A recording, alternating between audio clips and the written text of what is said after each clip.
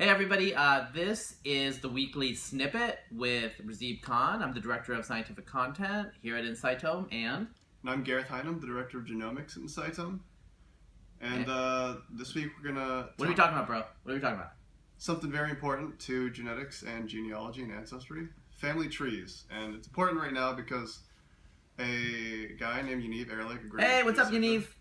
Friend of ours. Yeah. Has released a paper about a 13 million person family tree. Yeah, where do you get that? And he got that from a crowd-funded ancestry website called geni.com. And what are the most interesting results for you from this paper? In particular, I like when people try to tackle the heritability of genetics, and that was a big thing with this family tree. So yeah, what's heritability, bro? Heritability is basically when you're talking about a specific trait, how that trait is passed down from parent to offspring. Yeah, it is the proportion of the genetic variance over the total amount of phenotypic variance statistically. But yes. Yeah. Anyway, so is that a genes versus environment saying in geek terms? I mean, yeah, it's just how you partition the additive genetic variant. Anyway, we know a lot about North America and Europe genetically already. Right. Really, you know, I mean, Yaniv himself is half Uzbek Jewish, so he's got some Central Asian blood in there. You know, like, give some love to people outside of like that one region of the world. We already have a lot of information there, so it's a great study, but that's the big limitation for me. So, one of Yaniv's first stunts.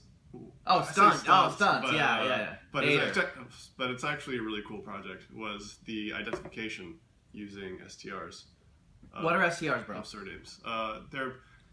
They're repeated sequences in your Y chromosome, and the length of these sequences can give you very specific relationships to your particular Y lineage. Yeah, they know enough now. Like, you're going to do like this huge genealogy thing, and again, it's the same population over and over again. That's my big downside with this. Sure, but you have to solve it in one population before you move into a different so you always start with the Western Europeans. Because that's what we got. Yeah, that's what you got. Okay. I mean, the genealogies exist outside of Western Europe. I mean, Chinese populations have pretty advanced genealogies as well. Yeah, he's half Chinese, so there you go. So, I mean, overall, I would say I like the paper. It's great. I know Yaniv personally. He's like total mensch.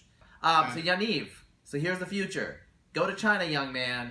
Get some genealogies, and then you get like, you think a paper in science for 13 million people is a big deal? 1.3 billion, bro. So, thanks for joining us on the Weekly Snippet. We'll see you next week. Yep, thank you all. Take it easy.